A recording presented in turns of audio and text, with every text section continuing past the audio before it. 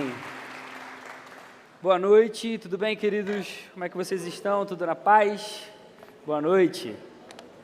Queria convidar você a abrir sua Bíblia lá em 2 Timóteo, capítulo 4, é o trecho que a gente vai ler essa noite aqui. E deixa eu só falar algumas coisinhas rapidinhas antes da gente começar de fato. Esse sermão foi um sermão que eu preguei semana passada no Gol, ao grupo de jovens aqui dessa igreja. Era algo que Deus estava colocando muito no meu coração, estava incomodado com algumas coisas que estavam acontecendo no meio da igreja, especialmente entre os jovens e os pastores reunidos, a gente conversando.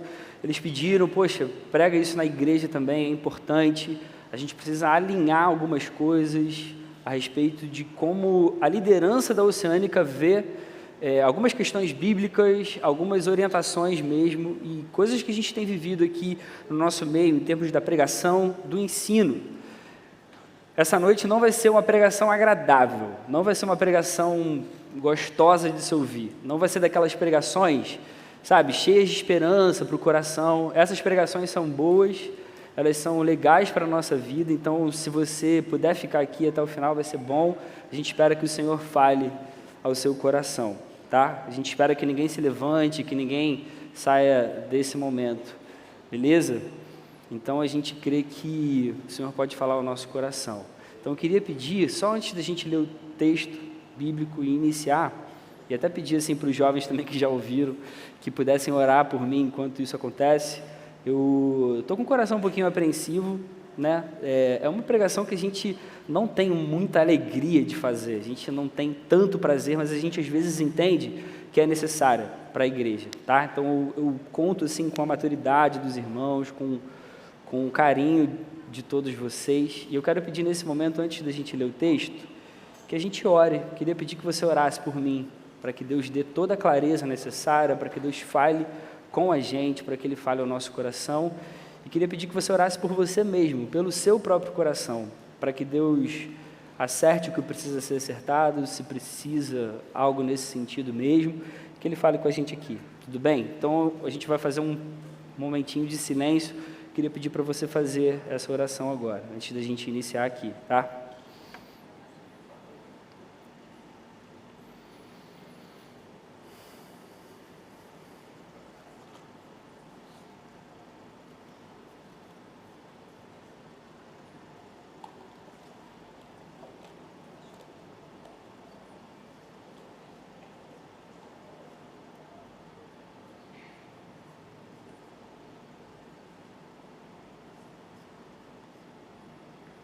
Espírito Santo de Deus, a gente pede pela sua presença nesse lugar, a gente quer pedir que você fale aos nossos corações. A gente está diante da tua palavra, ela é a nossa única regra de fé e prática. A gente ama a sua palavra, Senhor, a gente quer aprender, a gente quer crescer na sua presença. Deus, fala ao nosso coração, fala ao coração da sua igreja. A gente te ama, Senhor, a gente está nesse lugar porque a gente quer te agradar, a gente quer andar contigo, a gente quer ser cada vez mais parecido com Jesus. Quieta o nosso coração, Senhor, fala com a gente de uma forma especial. Por favor, Senhor, por favor, no nome de Jesus. Amém. Vamos ler, gente. O texto é 2 Timóteo 4, versos 2 e 3. O texto diz assim: pregue a palavra, esteja preparado a tempo e fora de tempo. Repreenda, corrija, exorte com toda paciência e doutrina, pois virá o tempo em que não suportarão a sã doutrina. Ao contrário, sentindo coceira nos ouvidos, juntarão mestres para si mesmos segundo os seus próprios desejos. Esse é o texto.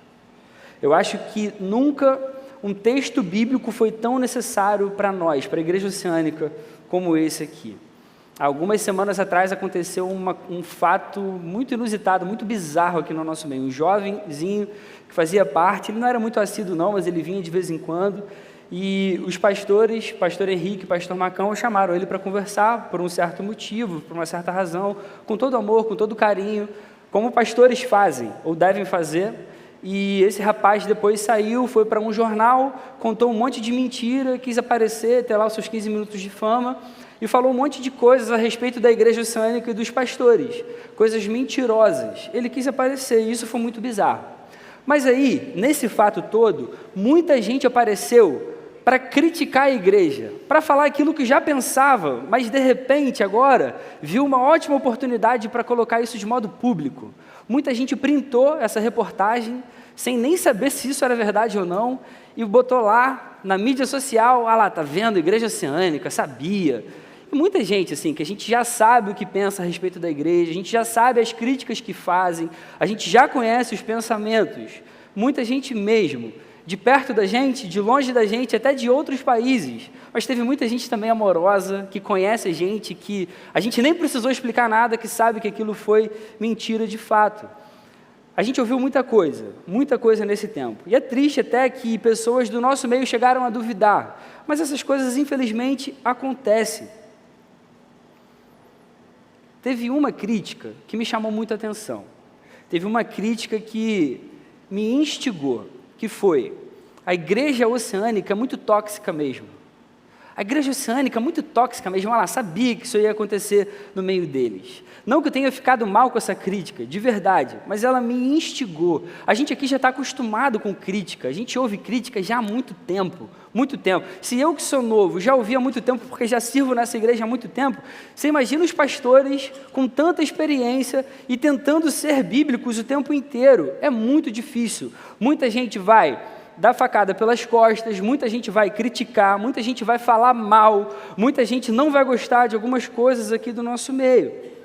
Mas tem críticas que instigam a gente, porque elas dão a oportunidade da gente trazer boas argumentações, e essa foi uma delas, tanto que deu origem ao título dessa mensagem. A igreja oceânica é muito tóxica mesmo.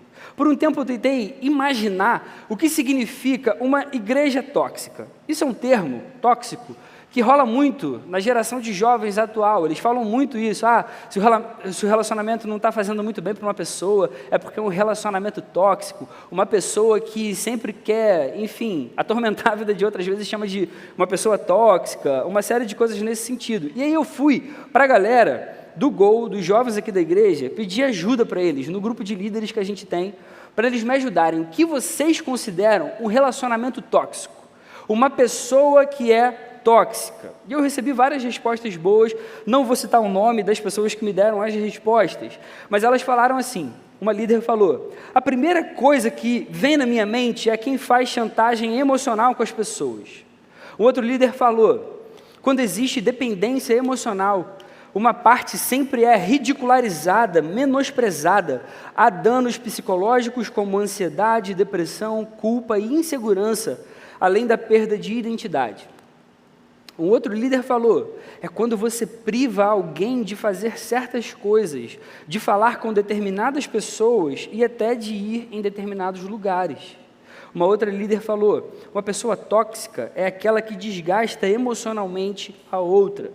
Uma outra pessoa falou: qualquer tipo de relacionamento que causa um dano significativo na saúde de uma pessoa, seja emocional, espiritual, até mesmo física.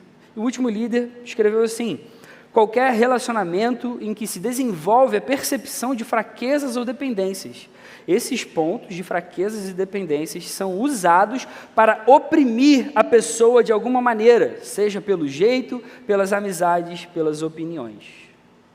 Resumindo, todas essas ideias, e isso está no dia a dia dessa galera, o relacionamento tóxico tem a ver com o controle emocional do outro. E isso vai gerar consequências muito ruins. As consequências para quem sofre são as piores possíveis no campo emocional, afetivo, psicológico e até físico.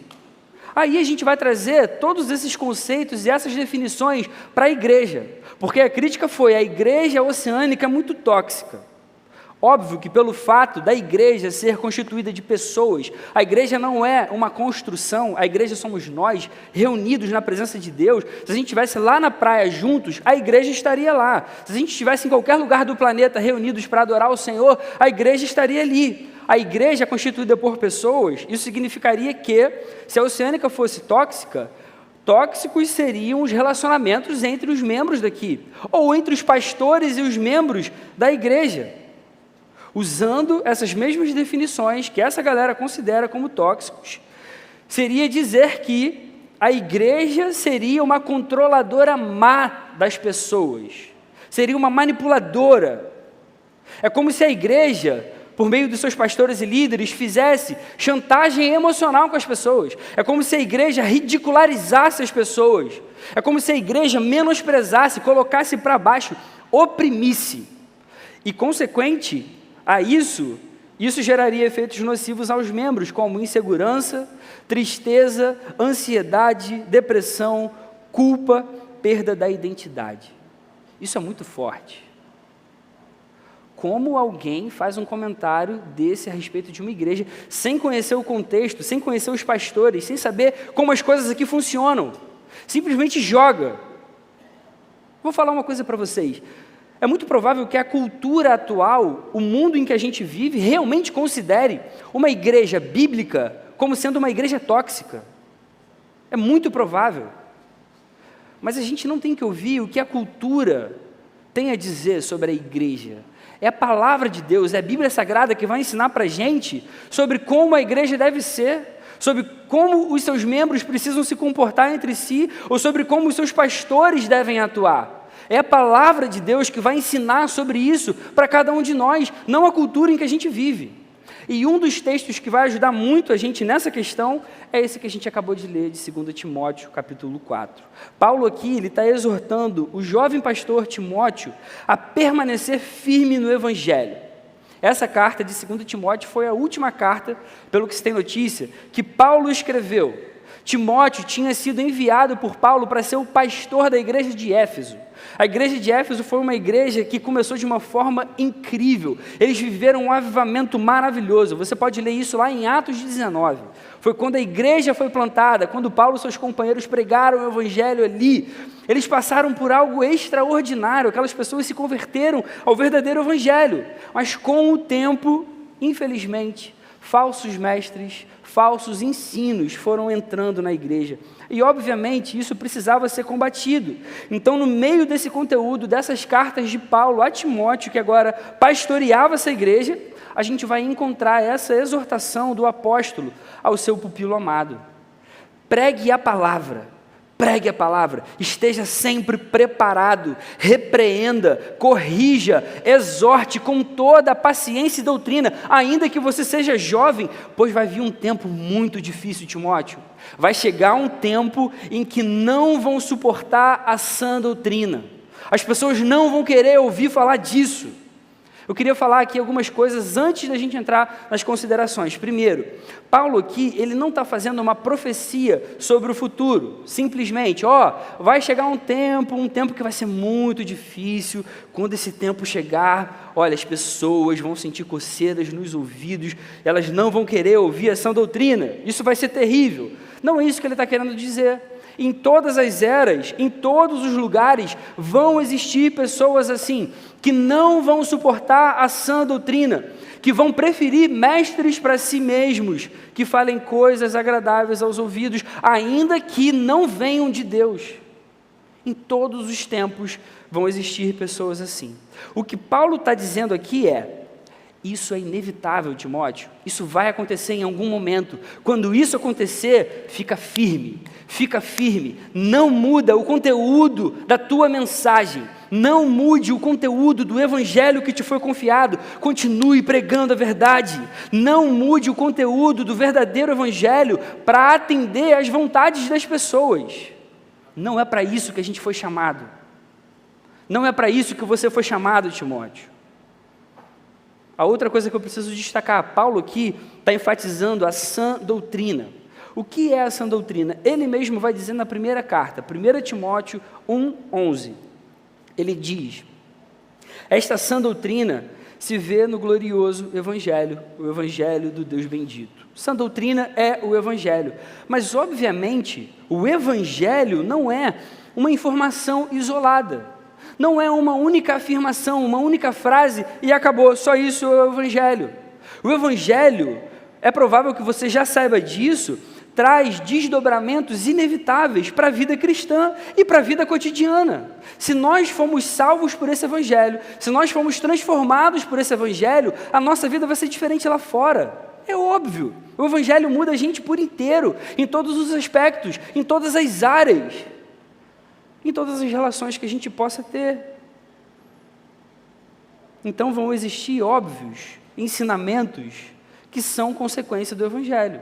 O Evangelho me ensina sobre Jesus, sobre a sua obra, sobre a sua vida, sobre os seus ensinamentos. Logo, diante disso, existem coisas que eu não devo fazer na minha vida, nos relacionamentos que eu tenho, no meu trabalho, na igreja, no dia a dia. O Evangelho me ensina uma série de coisas. Logo, existem lugares que eu não deveria ir, que podem ter aparência do mal, que podem entristecer a Deus, que podem me levar a pecar. Eu deveria evitar isso. O Evangelho me ensina sobre Jesus, sobre o que Ele fez. Então existem coisas sim que eu devo fazer como um cristão agora transformado, coisas que vão me aproximar de Deus, coisas que agradam o coração do meu Deus, coisas que dizem respeito a mim, ao próximo e à igreja. Existem aspectos que vão me ensinar como eu devo ser e como eu devo viver. E isso não é só para quando a gente estiver dentro da igreja, não. Isso é para fora. Diante do Evangelho, eu vou ter um monte de ensinamentos sobre como eu devo ser como cidadão, como profissional, como pai, como um filho, como um amigo. Sendo assim, sã doutrina é um conjunto de ensinamentos cristãos e apostólicos que vão embasar toda a nossa vida e toda a nossa fé. Você sabe o que é doutrina? Doutrina é um conjunto de ensinamentos, é um conjunto de ideias. Um conjunto de ensinamentos forma uma doutrina. Se você pega, por exemplo, a doutrina do pecado, você vai para a palavra de Deus, aí você vai aprender uma série de coisas sobre o pecado. O que é pecado, como ele me afeta, como eu sou salvo disso, como eu sou perdoado, como eu consigo viver distante disso. Quando eu pego esses ensinamentos e junto, eles formam a doutrina do pecado. E isso vale para qualquer outro tema cristão, qualquer tema que você pense, que você pegue vários ensinamentos, você consegue formular uma doutrina desses ensinamentos. Tudo que a gente crê aqui como cristãos, que vai além de Jesus nos salvou, que tem a ver com a nossa vida diária, são a doutrina em que a gente crê. Isso pode ter uma série de doutrinas para o nosso dia a dia. Paulo aqui está exortando Timóteo a manter a sã doutrina dentro da igreja. Esse conjunto de ensinamentos cristãos, de doutrinas, precisa ser preservado e exposto para essas pessoas, ainda que elas não queiram ouvir, ainda que elas não queiram saber sobre, ainda que as pessoas sintam coceiras nos ouvidos e queiram juntar mestres para si mesmos, segundo os seus próprios desejos. Eu olho para a palavra, eu vejo alguns livros bíblicos, especialmente no Novo Testamento. É impressionante como os cristãos combatiam os falsos ensinos com veemência, com força mesmo. Eles não ficavam preocupados se as pessoas iam interpretar mal. O que elas vão falar de mim? Será que vão me criticar se eu falar sobre isso? Mas isso é verdade. Eu tenho que falar, não tenho que falar. Eles não tinham esse problema. Olha, isso aqui é errado. Olha, isso aqui é pecado. Olha, não deve ser assim. E faziam isso. Hoje parece que a gente vive num tempo em que todo mundo tem um receio. Ai, meu Deus, mas se eu falar isso, o que será que vão pensar de mim? Será que eu vou agradar? Será que a pessoa vai ficar chateada? Parece que a gente vive num mundo que a gente tem que pedir desculpa por tudo. Poxa, desculpa qualquer coisa, tá? Desculpa qualquer coisa, desculpa se eu falei alguma coisa. Ó, desculpa aí qualquer coisa, desculpa por ser quem eu sou. Imagina você se propor a ser uma igreja firme, fiel ao que a palavra diz, o que é certo e errado. Que mundo é esse que a gente está vivendo? Realmente, muita gente hoje, no nosso tempo, vai pensar que uma igreja bíblica é uma igreja tóxica. Mas os apóstolos, no seu tempo, já combatiam coisa parecida. Paulo combatia coisa assim em quase todas as suas cartas. Timóteo, olha só, você não deve pregar o que os outros querem ouvir, não. Você tem que pregar o que Deus quer falar. Ponto final. Faça isso, você vai agradar o coração de Deus. O que esse texto aqui realmente trata é que em algum momento a gente vai ter que lidar com o fato de pessoas não quererem ouvir o que Deus quer falar, mas aquilo que elas consideram melhor para si mesmas, infelizmente. Diante disso eu queria trazer algumas considerações. Em primeiro lugar, o dever de um pastor bíblico e, consequentemente, de uma igreja bíblica e séria é continuar ensinando e exortando biblicamente. O dever de um pastor bíblico é continuar ensinando e exortando biblicamente. O texto é muito claro. Verso 2, pregue a palavra, esteja preparado a tempo e fora de tempo, repreenda, corrija, exorte com toda paciência e doutrina. A gente vê aqui 5 imperativos que o apóstolo utiliza para ensinar ao seu pupilo sobre como ele deve ser como pastor. Pregue, esteja preparado, repreenda, corrija, exorte. E eu pergunto a vocês, você consegue imaginar uma igreja que não faz essas coisas? Como seria ter um pastor que não cumpre o seu chamado dessa forma? Um pastor que não faz isso aqui estaria sendo contrário ao que a palavra ensina. Pessoas como a que a gente falou no início aqui dessa noite, que chamam uma igreja de tóxica, são pessoas que odiariam ser pastoreadas de forma bíblica. Como deve ser um pastoreio bíblico? Está muito claro aqui. É um pastoreio que deve conter, no mínimo, pregação, preparo, repreensão, correção e exortação. Isso não é tão claro. Isso é muito claro. A gente está pegando só um trechinho de um verso e já está deixando isso tudo tão claro dessa forma assim. Mas sabe o que acontece? O que acontece é que tem muita gente que nem sabe. Tem muita gente que nem lê a Bíblia. Só quer criticar. Só quer criticar, pega aquele achismo, aquela coisa que ouviu em algum lugar, ouviu de alguém falando, acha que aquilo é verdade e replica, igual o papagaio de pirata. Tem muita gente que só critica e não se preocupa com a verdade, muito menos a verdade bíblica. Essa então não chega nem perto. Tem gente que está por aí nas igrejas, achando que é crente, nunca leu a Bíblia toda. Irmãos, como um crente verdadeiro em Jesus, que ama a palavra, nunca leu a Bíblia toda, que é a nossa regra de fé e prática. E aqui, deixa eu fazer um parênteses com todo o amor do mundo. Essa semana, uma jovenzinha muito querida me procurou, falando, poxa, Filipinho, quando você pregou isso no sábado, eu fiquei tão mal, porque eu me converti há pouco tempo e ainda não consegui ler a Bíblia toda. Eu falei, querida irmã, isso não é para você, fica tranquilo. De verdade, eu estou falando para aqueles crentes já de muito tempo, às vezes que nascem em famílias cristãs e nunca se preocuparam com isso aqui. Irmãos, isso precisa incomodar o nosso coração. Se você é novo convertido, glória a Deus, você está no melhor, não, nem melhor, é o único caminho para toda a sua vida. Coloca como meta ler a sua Bíblia toda. Só que tem muita gente aí nas igrejas, infelizmente, dando só pinceladas na Bíblia. Pega um monte de plano que tem nos aplicativos. Eu vou pegar um plano aqui que fala agora de relacionamento. Deixa eu pegar agora um plano aqui que fala de tal coisa. Eu não tenho nada contra isso. É melhor ler esses planos do que não ler. Mas existe aí uma preocupação. As pessoas pegando só trechos isolados podem aprender textos fora de contexto. Isso pode gerar uma confusão na mente. Isso não é a melhor forma de fazer. Leia sua Bíblia do início ao fim, entenda o contexto de uma carta, de uma epístola, de um livro, de uma narrativa. É a melhor coisa. Mas, infelizmente, essas pessoas fazem isso porque elas querem procurar mestres para si. Elas querem ir naquilo que agrada só. Para que eu vou ler a parte que eu tenho que ser submisso? Para que eu vou ler aquela parte que, poxa, pega no meu pecado? Deixa eu só ler essa parte aqui bonita, do Deus é amor. Infelizmente, com uma aparência de piedade, porque vai na Bíblia, mas vai de uma forma que não deveria ser. João Calvino, um dos pais da Reforma, ele dizia que as marcas que distinguem uma igreja verdadeira de uma igreja falsa são exposição da palavra, a correta ministração dos sacramentos, que é o batismo e a ceia, e disciplina eclesiástica. Isso é muito importante. A Bíblia que ensina essas coisas para a gente. Se uma igreja só tem exposição da palavra e correta ministração dos sacramentos, batismo e ceia, mas não tem disciplina eclesiástica, essa igreja não é saudável, muito menos bíblica. Irmãos, muitas vezes a repreensão, a correção, a exortação vão causar um mal-estar mesmo, é muito ruim. Mas são provas de amor que Deus tem.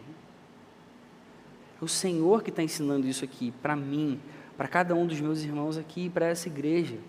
É Jesus que deseja isso do seu povo, e isso é prova de amor para cada um de nós. A palavra nos ensina que Deus disciplina aqueles a quem Ele ama.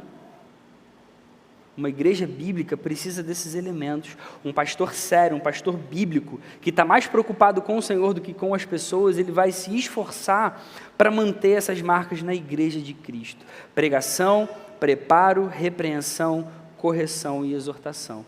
Segunda consideração para a nossa vida. Numa igreja bíblica, é provável que sejam ensinadas coisas que nem sempre agradem. Numa igreja bíblica, é provável que sejam ensinadas coisas que nem sempre agradem. O trecho continua dizendo: virá o tempo em que não suportarão a sã doutrina. Aqui a gente está falando para a igreja, beleza, gente? A gente está falando para descrente, não. Para gente de dentro de uma igreja. Ao contrário, sentindo coceira nos ouvidos, juntarão mestres para si mesmos, segundo os seus próprios desejos. Se você está numa igreja e você gosta de tudo o que falam o tempo todo, você gosta de todas as pregações, do início ao fim, de todos os pastores, ou essa igreja é muito bíblica, muito correta diante de Deus, e você é um santo perfeito, ou é provável que você talvez tenha escolhido mestres para si mesmo. Sabe por que é muito difícil a gente estar dentro de uma igreja, a gente gostar de tudo que é pregado, gente? Por uma razão simples e óbvia: a gente ainda é pecador. Nós somos salvos e regenerados, mas ainda sob os efeitos do pecado. Você acha que todas as vezes que confrontarem o nosso pecado a gente vai ficar feliz?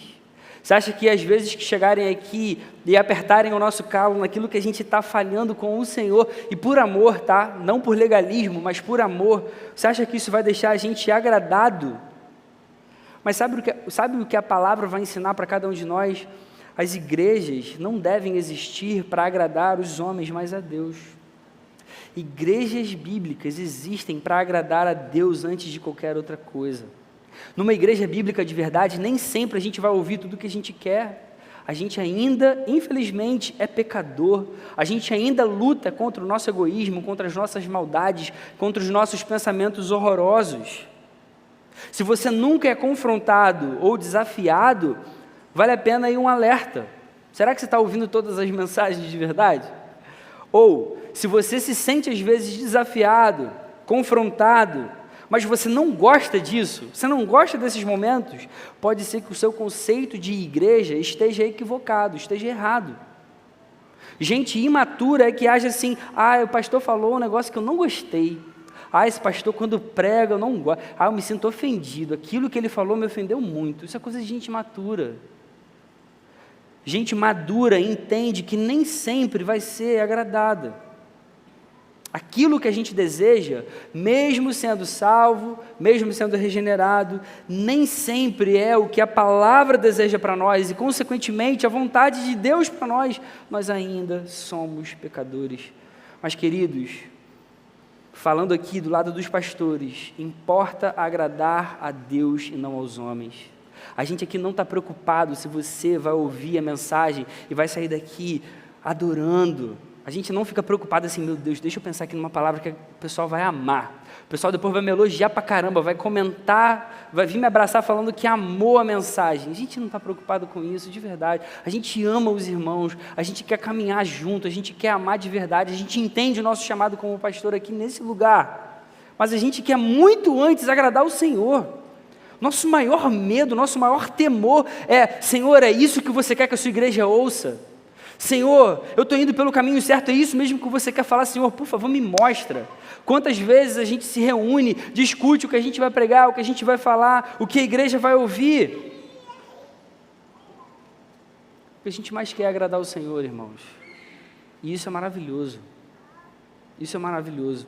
Inúmeros textos bíblicos mostram para a gente que uma postura de querer agradar o ser humano em vez de Deus é pecado e entristece o Senhor.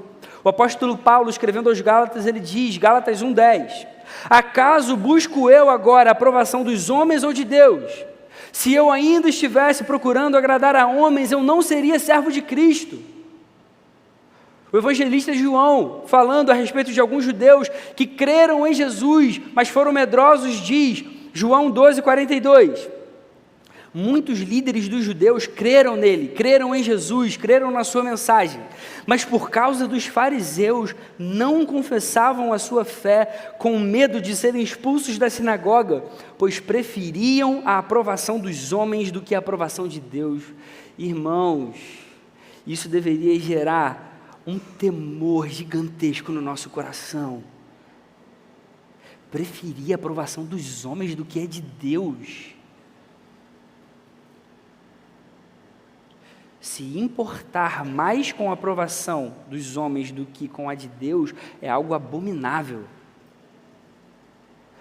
Se preocupar mais com o que os outros vão pensar do que com o que Deus está pensando de fato é algo que entristece muito ao Senhor e faz de nós crentes covardes.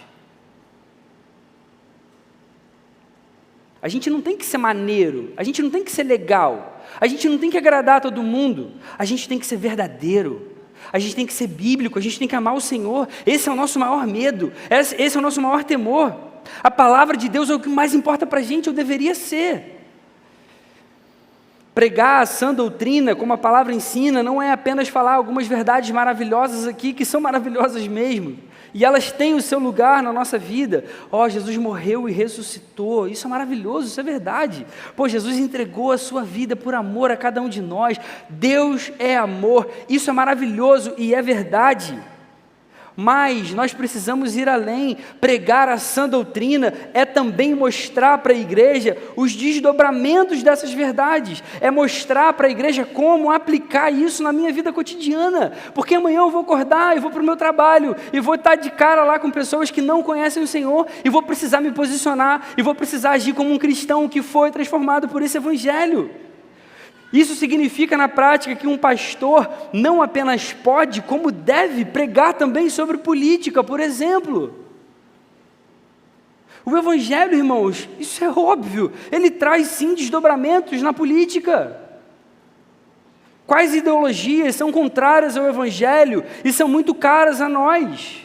O que nós não podemos abrir mão? Como nós precisamos agir como cristãos? Como nós devemos analisar como cristãos?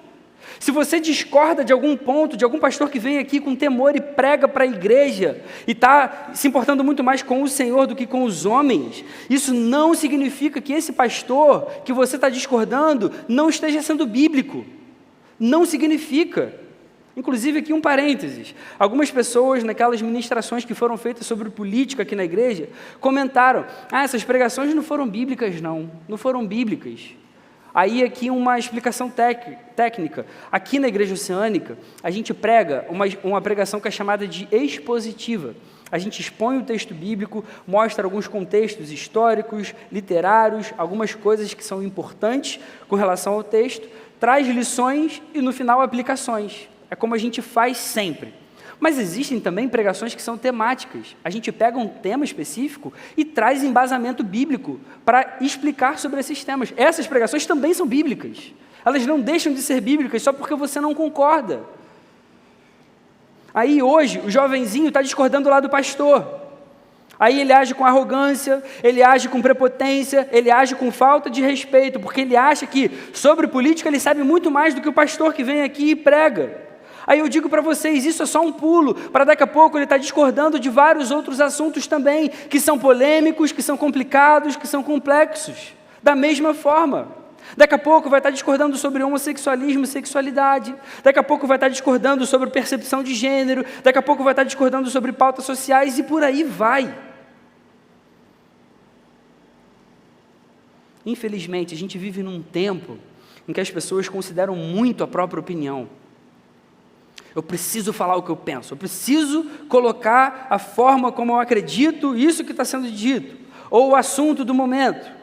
Irmãos, eu acho que a gente vive o tempo mais narcisista, egocêntrico, hedonista da nossa história. Não à toa a gente vê que os grandes atrativos dessas gerações são as redes sociais.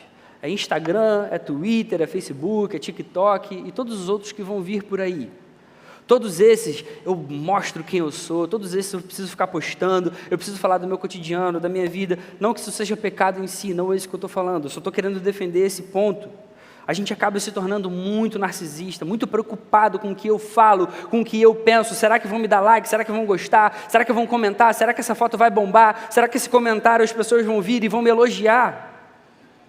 Ao mesmo tempo em que a gente vive um período de pós-verdade, em que toda verdade é relativa, cada um tem a sua própria verdade, e aí você fala a sua verdade, eu tenho a minha, a gente tenta conviver bem aqui um com o outro. Ao mesmo tempo, parece que as pessoas precisam sentir os seus pensamentos e opiniões hipervalorizados, hiperconsiderados. Fica uma esquizofrenia. Aí você simplesmente fala uma verdade. Às vezes você fala de um jeito totalmente cordial, tranquilo, manso, uma verdade bíblica. Aí isso ofende alguém que não é crente. Aí você precisa pedir desculpa. Me desculpa, poxa, eu não quis ofender. Eu não quis falar isso. Ou então você fica quieto. A gente vive esse tempo hoje. Que tempo triste é esse? Naturalmente, se você conta uma verdade, ainda que você seja cordial, manso, é muito capaz de você ser considerado uma pessoa tóxica. Existe uma jovenzinha aqui do nosso meio que passou por isso recentemente. Ela foi no Twitter dela e escreveu uma verdade bíblica.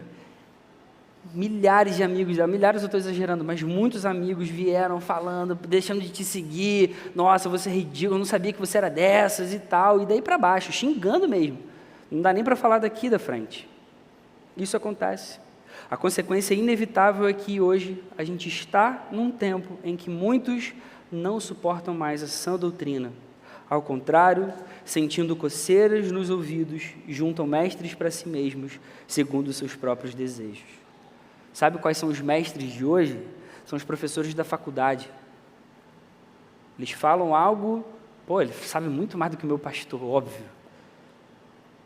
São os amigos não crentes que são cheios de convicções. Aí ele tem mais convicção do que a nossa convicção de fé. Aí ele ganha da gente, só porque ele tem convicção, numa coisa que é totalmente errada ou equivocada. O mestre de hoje é o influencer famoso do YouTube. Aí o cara tem muito mais seguidor do que o meu pastor. Óbvio que o que ele fala está muito mais certo.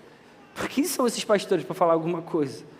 Aí tem um pastor que é muito mais conhecido e conceituado e mais famoso lá da internet. Quem são esses coroas aqui da igreja que chegam aqui e acham que sabem alguma coisa? Com todo respeito, tá? Não acho que vocês são isso. Sabe que eu amo vocês todos. Mas tem gente que pensa isso, esses coroas aí. Quem eles acham que são? Pois eu falo para vocês, todos têm altíssimo nível acadêmico, todos. A gente se preocupa muito com isso aqui nessa igreja. Todos são altamente gabaritados, são reconhecidos por outros pastores de mesmo nível teológico e pastoral. Mas a gente está num tempo que, eu não vou abrir mão da minha ideia, daquilo que eu acabei de postar, daquilo que eu acredito. Eu não vou abrir mão disso. Irmãos, numa igreja bíblica, é provável que você ouça coisas que não agradem. Mas aqui, para a gente, importa muito mais agradar a Deus em vez dos homens. Muito mais. E para a glória de Deus, eu espero que isso continue para sempre, até Jesus voltar. Para a gente importa agradar mais a Deus do que aos homens. Aqui na Oceânica a gente vai se esforçar muito para isso. Muito para isso. Muito. Algumas aplicações para a nossa vida, então. Em primeiro lugar, aceite o pastoreio bíblico como algo vindo de Deus para a sua vida. Aceite o pastoreio bíblico como algo vindo de Deus para você. Irmãos, o pastoreio bíblico existe porque Deus ama a sua igreja. Deus ama a sua igreja. Deus não quer que a sua igreja seja tratada de qualquer jeito, com qualquer ensino, com qualquer prática.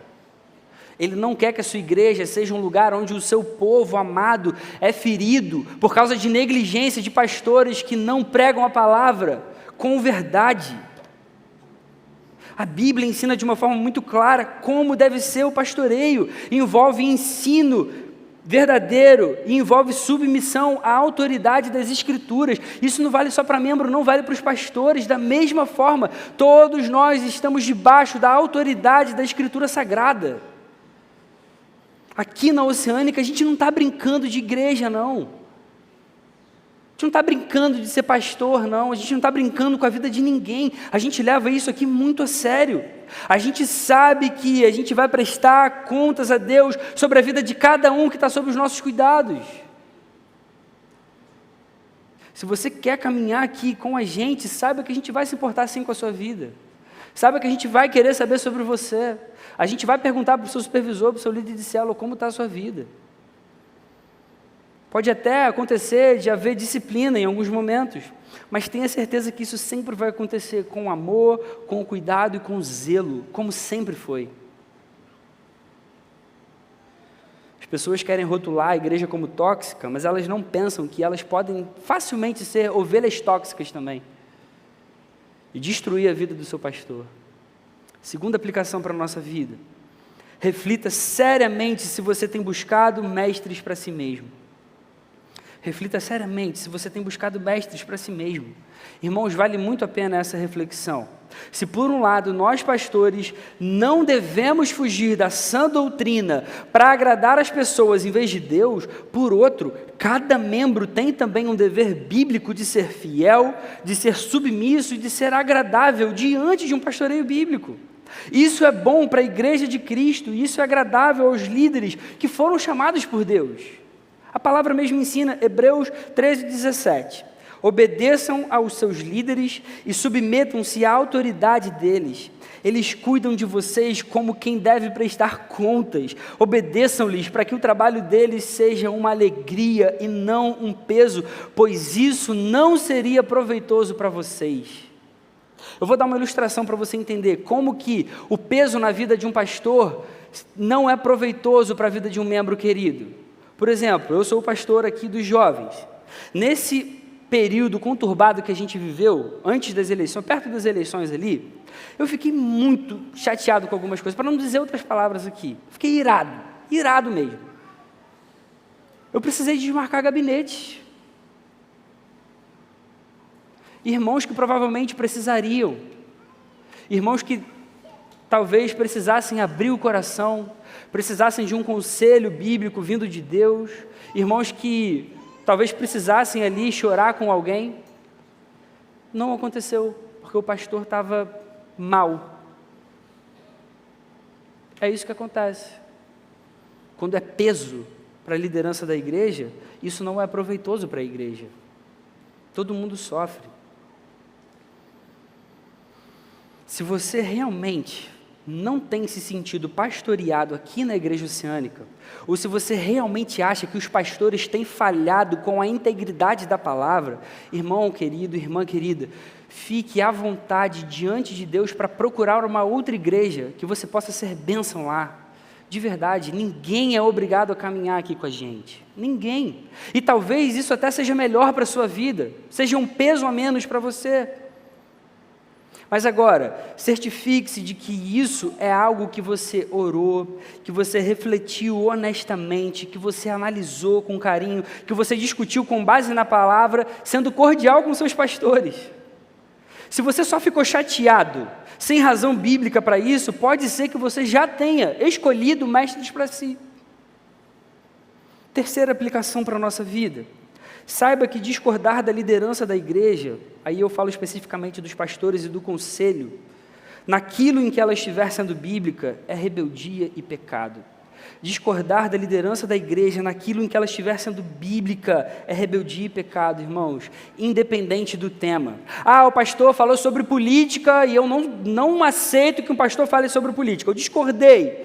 Irmãos queridos, se ele usou a palavra para embasar a sua palavra e foi fiel à Escritura, ele vai responder diante de Deus. Então fica em paz com isso. O pastor falou sobre homossexualismo e eu não gostei, eu discordei, achei que ele foi homofóbico. Se ele usou a palavra para embasar a sua pregação e foi fiel à Escritura, ele vai responder diante de Deus. Todos nós sabemos do nosso ofício aqui nesse lugar, a gente sabe da nossa posição diante do Senhor e a gente treme sabendo essa notícia. A gente tem muito temor diante do nosso Deus e isso vale para qualquer tema. Um pastor bíblico não apenas deve pregar sobre doutrinas essenciais, mas também sobre as implicações e as aplicações no nosso cotidiano, irmãos. Isso pode envolver qualquer tema, qualquer área, qualquer assunto e qualquer ocasião. Aí a gente vai além. Às vezes, a gente chama um irmão, uma irmã para conversar. O bom e velho gabinete. É claro que não são todos os gabinetes que são nesse sentido. Tem muitos gabinetes que são maravilhosos, que são para as pessoas realmente pedirem ajuda, abrirem o coração, se colocarem ali diante de Deus. Mas às vezes a gente precisa marcar um gabinete para falar com a pessoa com todo amor, com todo o carinho do mundo. Aí a pessoa pensa, poxa, eu não suporto quando os pastores me chamam para um gabinete. Parece que querem ficar sabendo da minha vida, parece que fica me fiscalizando. Isso é horrível. Irmãos queridos, reflitam de verdade. Se isso tem sido feito com amor, com uma preocupação real pela sua vida, isso é pastorear.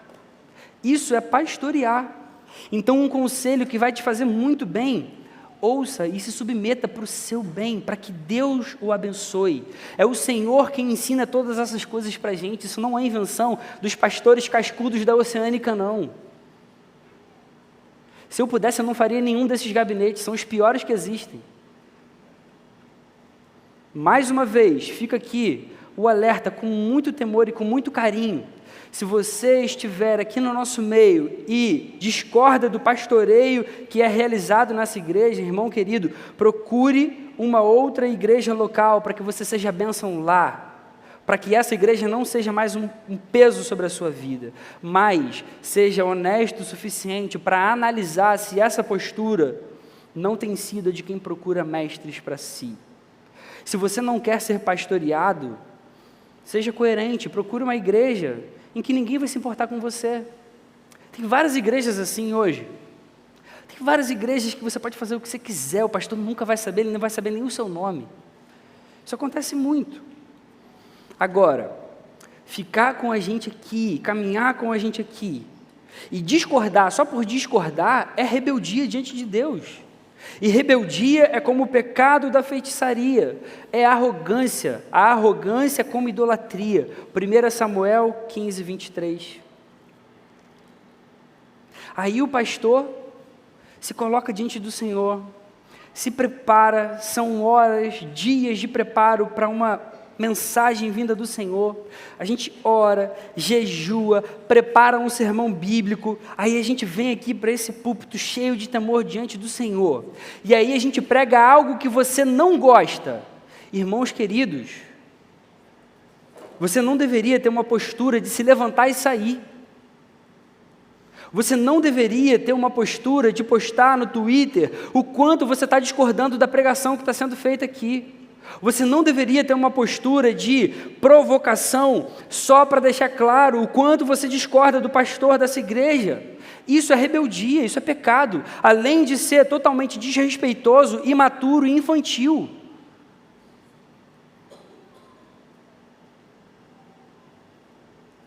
Eu preciso lembrar para todos aqui, todos os que se batizam nesse lugar, ou pedem transferência para se tornarem membros na igreja oceânica, assumem um compromisso diante de Deus, de se submeterem às autoridades dessa igreja, enquanto elas estiverem sendo fiéis à Escritura Sagrada. Irmãos, esse voto está valendo, esse compromisso é sério, e se eu fosse você, eu teria muito temor diante de Deus, e evitaria juízo sobre a minha vida. E quarto, por fim, sempre há tempo para se arrepender. Eu sei, eu falei para vocês no início, não seria uma pregação legalzinha, que amaciaria o nosso coração, seria pesada mesmo. E a gente sempre precisa falar sobre isso, sobre arrependimento, sempre há tempo para se arrepender. O verdadeiro evangelho sempre vai ensinar sobre o perdão. Se você estiver incomodado com alguma coisa no seu coração, se você percebeu que tomou alguma atitude mesmo nesse tempo, e se arrependeu, ficou triste por isso, e quer se acertar, há tempo para se arrepender. Ninguém aqui, nenhum pastor, nenhum líder dessa igreja marca ninguém. A gente não fica, fulano, não quero mais saber, que chega, acabou. A gente não faz, a gente tem o maior amor do mundo com as pessoas. A gente sempre vai estar de braços abertos, mesmo quando a gente estiver muito chateado, mesmo quando a gente ainda estiver muito triste. O nosso Deus é assim, Ele é gracioso sempre. Sempre existe espaço para mudança, para arrependimento verdadeiro. Mas agora, irmãos, precisa haver arrependimento de verdade. É mudança de postura mesmo. Se eu tinha uma postura de arrogância, de rebeldia, de discordância boba, agora, poxa, eu vou ser humilde de verdade, eu quero me submeter, eu quero ser obediente. E você fazendo assim, não vai agradar os pastores da igreja não, você vai agradar o Senhor. É isso que mais importa para a nossa vida, gente. Seja um agente de unidade. Seja um agente de unidade. A igreja é muito preciosa para Jesus. Jesus deu a vida naquela cruz pela igreja. Pela igreja. Então tome muito cuidado para que as suas atitudes não firam a noiva dele. Arrependa-se, se for necessário. Quero concluir dizendo que no mundo em que a gente vive, muitos vão considerar uma igreja bíblica como sendo tóxica. Mas para Deus, tóxico é aquilo que nos afasta dele. Se o tóxico tem como consequência para quem sofre, como eu falei no início, a insegurança, a culpa, a ansiedade, a depressão, a falta de identidade, o único que pode resolver todos esses problemas é o Senhor. O único que pode tirar todas essas coisas que destroem a nossa vida é o nosso Deus, é o Criador da vida, é o Criador de todas as coisas. E eu vou falar uma coisa para você, Ele criou a igreja para isso. Ele criou a igreja para trazer cura. Ele criou a igreja para que a gente possa viver a sua palavra, para que a gente possa aplicar aquilo que Ele tem nos falado. A igreja é a criação de Jesus, não é nossa não.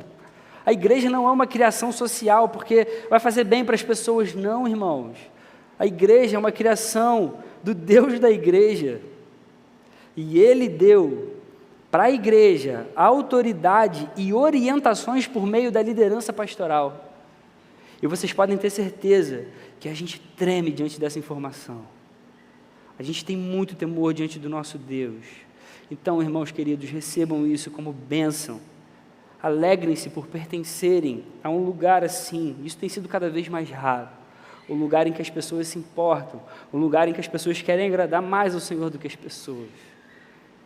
E eu terminei essa pregação lá no Gol, dizendo que eu estava de braços abertos mesmo, assim, quem precisasse, quem viesse conversar, quem viesse abraçar. A gente não marca ninguém, a gente aqui não vai ficar ferido, a gente não guarda essas mágoas, não. O que a gente mais quer é que as pessoas se aproximem do Senhor.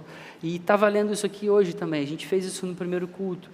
Tem pastores aqui, se você quiser vir, dar um abraço, falar, nós estamos à disposição durante a semana, quem quiser vir, procurar para conversar. O que a gente mais quer é que todos nós nos aproximemos de Jesus.